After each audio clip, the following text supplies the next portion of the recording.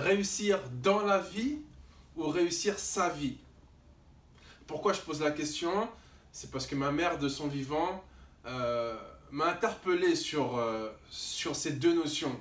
Elle m'a dit, tu sais Jonathan, on peut réussir dans la vie ou on peut réussir sa vie. Et c'est marrant parce qu'elle m'en a parlé alors que j'étais assez jeune et aujourd'hui, ça m'interpelle en fait. Ça m'interpelle parce que dans notre société de consommation, c'est vrai qu'on nous pousse à réussir dans la vie.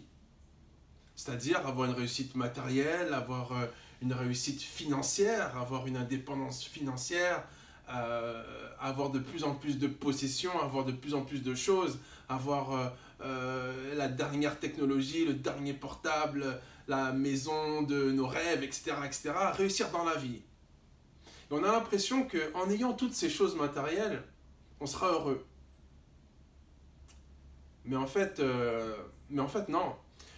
Tu sais, ils ont fait une étude il y a quelques années, et cette étude m'a toujours interpellé. En fait, on a fait un sondage parmi un certain nombre de personnes. On a demandé à ces personnes-là, combien est-ce que vous aimeriez gagner en plus par mois? De façon raisonnable, combien est-ce que, voilà, et tu peux te poser la question, voilà, combien est-ce que tu aimerais gagner en plus par mois? Donc on a posé cette question-là. Et en général, les gens ont dit, j'aimerais gagner 30% en plus. Voilà. La majorité a dit, j'aimerais gagner 30% en plus. Donc, par exemple, les gens qui gagnent 2000 euros par mois, ils ont répondu, dans l'idéal, j'aimerais gagner 2600 euros par mois. Ok? Mais le problème, c'est lequel? C'est que une fois que tu vas gagner 2600 euros par mois, est-ce que tu penses que tu auras le même train de vie que lorsque tu gagnais 2000 euros par mois? Je pense que non. Je pense que tu auras le train de vie d'une personne qui gagne 2600 euros par mois. Tu vas peut-être changer de voiture, tu vas peut-être voilà, faire d'autres achats, avoir un autre mode de consommation, puisque tu gagnes 600 euros en plus par mois. Donc finalement, tu vas vivre comme une personne qui gagne 2600 euros par mois. Donc tu gagnes 2600 euros par mois. Donc maintenant, quel serait ton idéal? Ça va toujours être de gagner 30% en plus, puisqu'il te faudra plus d'argent. Bah oui, puisque ton train de vie aura augmenté. Ton train de vie, ce sera un train de vie de 2600 euros. Donc, il te faudra encore 30% en plus pour pouvoir être à l'aise. Et ainsi de suite. Et ça n'a pas de fin. Et ça n'a pas de fin. C'est un petit peu comme la carotte, en fait. Tu vas vers la carotte, mais tu l'atteins jamais. Tu l'atteins jamais parce que tu ne peux pas l'atteindre. Tu ne peux pas être heureux avec des chiffres parce que les chiffres n'ont pas de fin. Les chiffres n'ont pas de limite, en fait. Donc, quelle est la limite à un chiffre? Il n'y a pas de limite. Donc, si tu t'attends à être heureux par uniquement une réussite financière, c'est un petit peu la carotte que tu n'atteins jamais, en fait. Donc, en fait, réussir dans la vie, c'est un petit peu ça, en fait. C'est pouvoir avoir une réussite financière, mais finalement, à la fin, être déçu, être insatisfait, être frustré et avoir l'impression qu'il me manque quelque chose. Pourquoi? Parce que je n'ai pas réussi ma vie. J'ai réussi dans la vie, mais je n'ai pas réussi ma vie. Donc, tu vas me poser la question, mais Jonathan, alors c'est quoi réussir sa vie? C'est une bonne question. Et je te la pose, c'est quoi réussir ta vie? Ça serait quoi pour toi réussir ta vie? Réussir sa vie, comme je le dis dans mon livre, à mon sens, c'est beaucoup plus profond. C'est vraiment une réussite personnelle. C'est une réussite qui n'a rien à voir avec l'argent qu'on peut avoir, avec notre statut social. C'est une réussite profonde en fait. J'ai réussi ma vie parce que je fais au quotidien ce que je sais faire de mieux. J'apporte au monde ce que je sais faire de mieux. J'apporte au monde mes talents. J'apporte au monde ma contribution. Et c'est en ça que je peux réussir ma vie. Je suis utile. Et ça, c'est important, cette notion d'utilité. Parce qu'on a tous besoin d'être utile. On a tous besoin de servir à quelque chose. Puisqu'on a tous besoin de reconnaissance. Mais la reconnaissance, la vraie reconnaissance, on pourra l'avoir que si au quotidien, on ne court pas après des choses en fait qui sont futiles en fait et qui sont éphémères parce que on s'aperçoit bien que cette société de consommation ne nous amène pas vers plus d'épanouissement, vers plus de bonheur, vers plus de joie, vers plus d'amour, non. Ces sociétés de consommation nous emmènent bien souvent vers plus de mécommunication, bien souvent par plus de rancune, par plus de colère, par plus de frustration. Ça ne nous apporte pas la paix. Et je dis pas que l'argent est mauvais, parce que je suis partisan, je fais partie de ceux qui disent que l'argent n'est ni bon ni mauvais. Ça va dépendre de l'utilisation qu'on va en faire.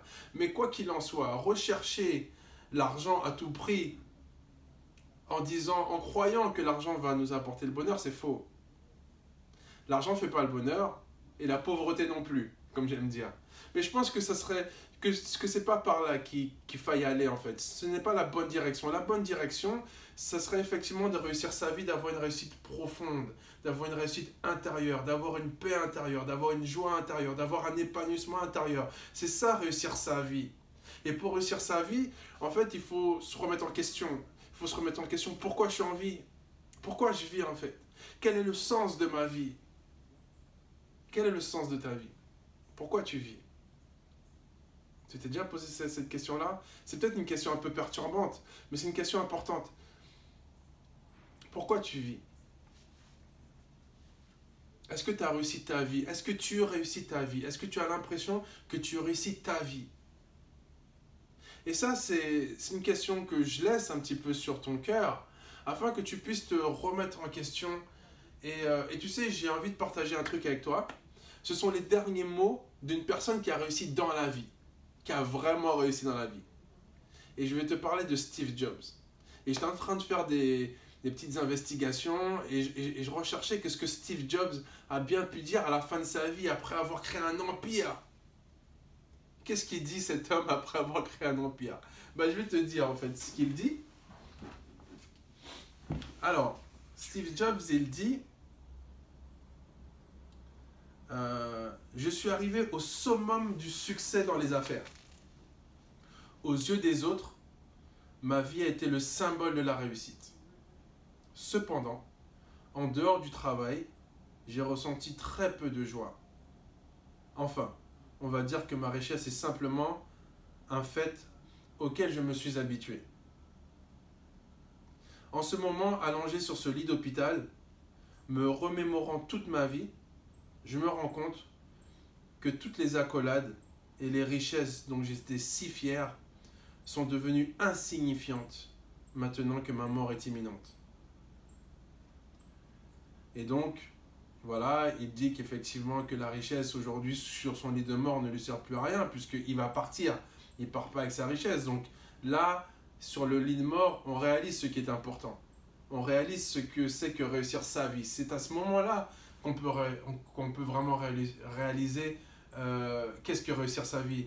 Je ne sais pas si tu as été victime d'un accident et que tu as frôlé la mort ou qu'il t'est arrivé quelque chose de grave ou que tu as perdu un être cher. À ce moment-là, je pense que tu as eu un sursaut de réflexion et tu t'es dit, mais en fait, des fois on s'embrouille pour rien, des fois on se prend la tête pour rien, des fois on se prend la tête pour des choses si insignifiantes.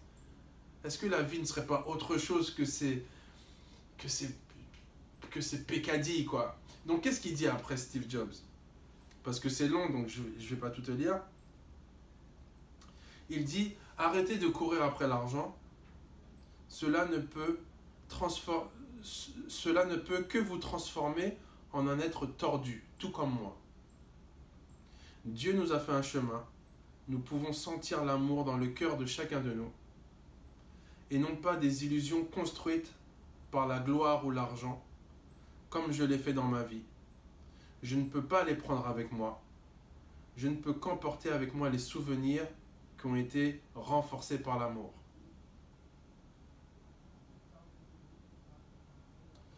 Et à la fin, il dit, quelle que soit l'étape où vous en êtes en ce moment, vous devez faire face un jour où le rideau tombe. Vous devez faire face au jour où le rideau tombe. S'il vous plaît, préservez votre famille comme un trésor. Aimez votre mari, votre femme, aimez vos amis. Traitez tout le monde avec respect et restez amical avec vos voisins. Donc en gros,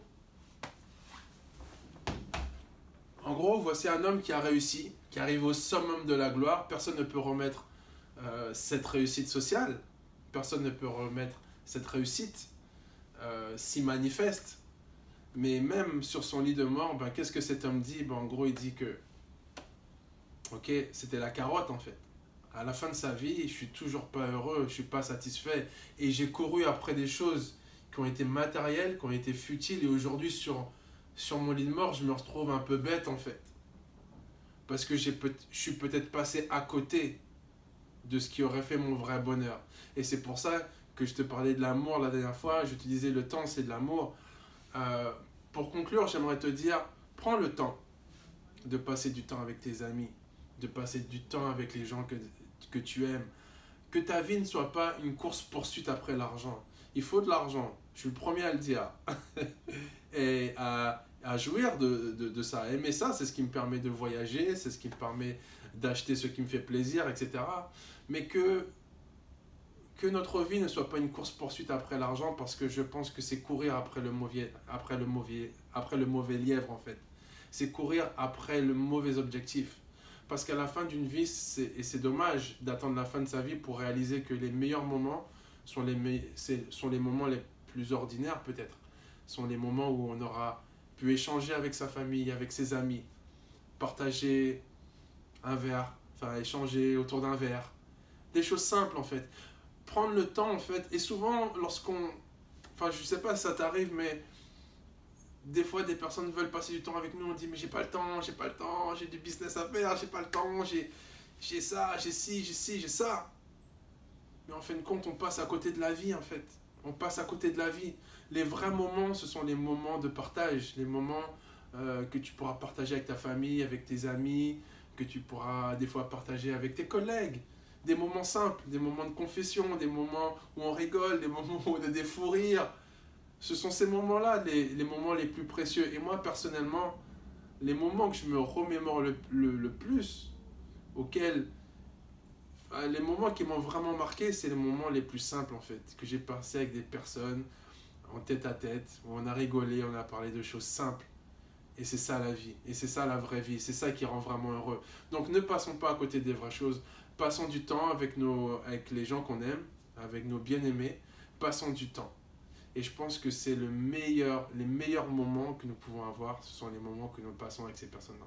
Voilà, j'espère que cette vidéo-là t'a parlé, t'a interpellé, et on se retrouve bientôt pour une autre vidéo. A plus, ciao.